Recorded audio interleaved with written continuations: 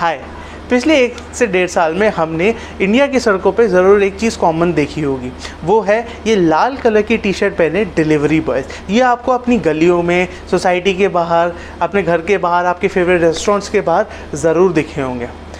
तो जी हाँ, मैं बात कर रहा हूँ ज़ोमैटो कंपनी की। ये इंडिया की सबसे बड़ी फूड डिलीवरी सर्विस कंपनी है। पर क्या आपको पता है, कुछ ही दिनों में ये स्टॉक मार्केट्स पे भी आ रही है। पर अब ये क्वेश्चन ये उठता है कि ये स्टॉक मार्केट्स पे आगे क्या डिलीवर करेगी, हमें क्या लॉस डिलीवर करेगी या प्रॉफिट्स। तो जानने के लिए देखते रहिए आज की video. This Shonit Singhal signing in and welcome to my channel. तो ज़ोमैटो का IPO खुल रहा है जुलाई 14 से जुलाई 16 में। एक शेयर की बिडिंग होगी 72 टू 76 रुपीज़ के बीच में। एक लॉट में आपको 195 शेयर्स ज़ोमैटो के मिलेंगे। मेरी रिकमेंडेशन ये होगी, अगर आप लिस्टिंग में पार्ट लेना चाहते हैं तो सिर्फ एक लॉट पे ही बुकिंग करें, क्योंकि इससे ज़्यादा शायद से ना मिले। एंड तो अब पता करते हैं मार्केट में ये कितना पैसा उठा रही है। मार्केट से ज़ोमैटो 9,375 करोड़ रुपीस उठाने की कोशिश कर रही है, जिसमें से 375 करोड़ एक पुराना इन्वेस्टर है इन्फो एज, वो अपना छोटा सा शेयर बेच के एग्जिट ले रहा है। अब आ जाते हैं 9,000 करोड़ की बात। ये 9,000 करोड़ ज़ोमैटो अपनी ग्रोथ में यूज़ करेगी। अब वो ग्रोथ के इश्यूज़ क्या हैं, जैसे एक्विजिशंस करना है, जैसे ग्रोफर्स का एक्विजिशन करने वाली है, मार्केटिंग है, ब्रांडिंग कॉस्ट है, डिस्काउंट्स है, अपना डिलीवरी इंफ्रास्ट्रक्चर बढ़िया करेगी, टेक्नोलॉजी अपनी बढ़िया करेगी, रिसर्च एंड डेवलपमेंट में लगाएगी। तो ये कुछ चीज़ें हैं जो आपको इस ऑफ़र के जानने के लिए इम्पॉर्टेंट है। अब अगले पार्ट में हम ये जानेंगे कि ये कंपनी के बिजनेस सेगमेंट्स क्या है और ये पैसा कैसे कमाती है। तो अब हम डिस्कस कर लेते हैं कि कंपनी करती क्या है। First of all, company 2 segments में अपना बिजनेस करती है। First is B2B and second is B2C। B2B में इनका प्रोडक्ट या सर्विस कह लो, वो है हाइपर प्योर। हाइपर प्योर में कुछ नहीं है, बस कंपनी ज़ोमैटो सीधा फार्म से वेजिटेबल्स और पोल्ट्री या डेयरी की चीज़ें सीधा बल्क में लेती है और उसको रेस्टोरेंट्स को फ्रेश और कम दामों में सप्लाई करती है। अब आ जाते हैं B2C सेगमेंट्स में। ये वो सर्विसेज है जो आपने और मैंने सबसे ज़्यादा यूज़ करी है। तो पहली सर्विस आ जाती है ज़ोमैटो लिस्टिंग। अगर आपको कभी बाहर खाने का मन कर रहा है या कोई कुजीन खाने का मन कर रहा है या आपको रेस्टोरेंट फाइंड करना है, तो इनके पास वो सारी लिस्ट इनकी ऐप या वेबसाइट पे आपको मिल जाएगी। बेसिकली ज़ोमैटो एक तरह से रेस्टोरेंट डिस्कवरी प्लेटफॉर्म है, जिस पे सारे रेस्टोरेंट, मतलब काफ़ी सारे रेस्टोरेंट लिस्टेड है। अब कंपनी इससे कमाती कैसे है? कंपनी इससे एडवर्टाइजिंग से कमाती है। आप एक चीज़ देखना, जब भी आप ज़ोमैटो की ऐप खोलोगे तो आपको दिखेगा हमेशा कोई 5 या 6 फिक्स रेस्टोरेंट्स हमेशा ऊपर आते हैं। वो इसलिए ऊपर आते हैं क्योंकि वो अपने आप को एडवर्टाइज़ कर रहे हैं। सेकंड सर्विस आ जाती है ज़ोमैटो प्रो।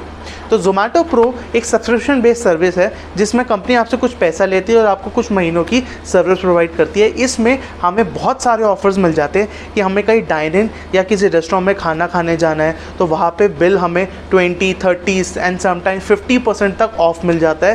एंड अगर हमें डिलीवरी मंगवानी है उस रेस्टोरेंट से तो हमें डिलीवरी पे भी कंसेशंस मिल जाते हैं। अब थर्ड जो इनका बिजनेस सेगमेंट है, जो सबसे बड़ा इनका रेवेन्यू सोर्स है, वो है फूड डिलीवरी सर्विस। अब अगले पार्ट में हम समझेंगे कि ज़ोमैटो फूड डिलीवरी सर्विस कमाती कैसे है और ये कितना कमाती है। तो अब हम समझेंगे ज़ोमैटो डिलीवरी सर्विसेज को। अगर आप देखो, जब भी आप ज़ोमैटो से कोई फूड का ऑर्डर प्लेस करते हो या मंगवाते हो तो ज़ोमैटो उस पर 2 चार्जेस लगाता है। पहला कमीशन और दूसरा डिलीवरी चार्जेस। अब पहले की बात कर लेते हैं कमीशंस की।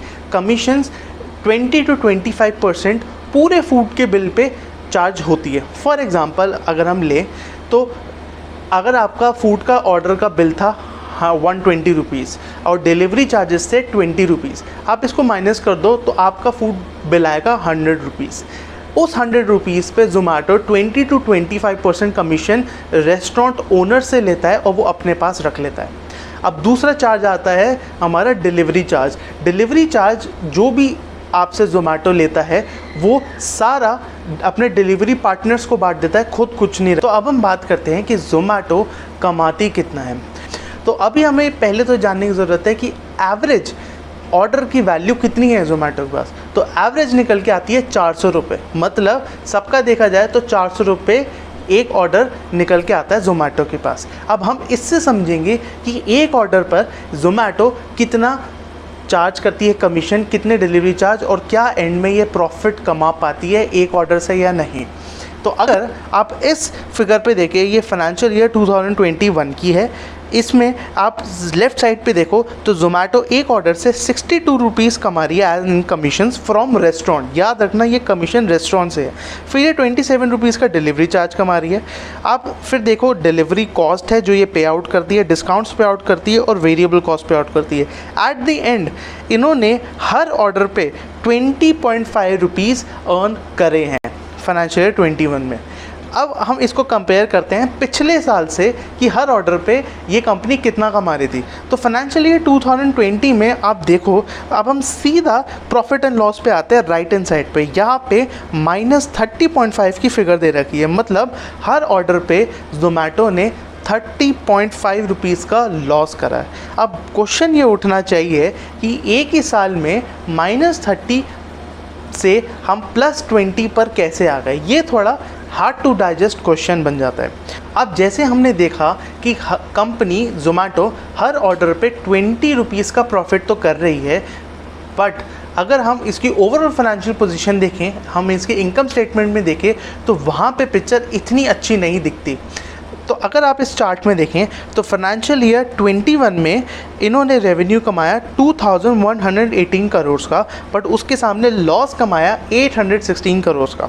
उससे एक साल पहले इन्होंने लॉस किया था -2300 करोड़ का। तो आप ओवरऑल देखो पिछले कई सालों से, in fact from the starting, from the beginning, ये कंपनी लॉस देती आ रही है। इनफैक्ट इनके प्रमोटर ने एक इंटरव्यू में ये भी कहा था कि ज़ोमैटो को कोई जल्दी नहीं है प्रॉफिट्स कमाने के, and our investors don't expect to make our company profitable soon. तो ये एक कंसर्न मुझे है। तो हम अब बात करते हैं मेरी ऑब्जर्वेशंस की जो मैंने इस कंपनी के बारे में पढ़कर निकाली। तो पहला आ जाता है growth opportunity. First of all, Zomato food service industry का पार्ट है। फूड, हमारे यहाँ जो पूरी फूड की मार्केट है उसका सिर्फ 8 to 9% ही फूड सर्विस इंडस्ट्री से आता है।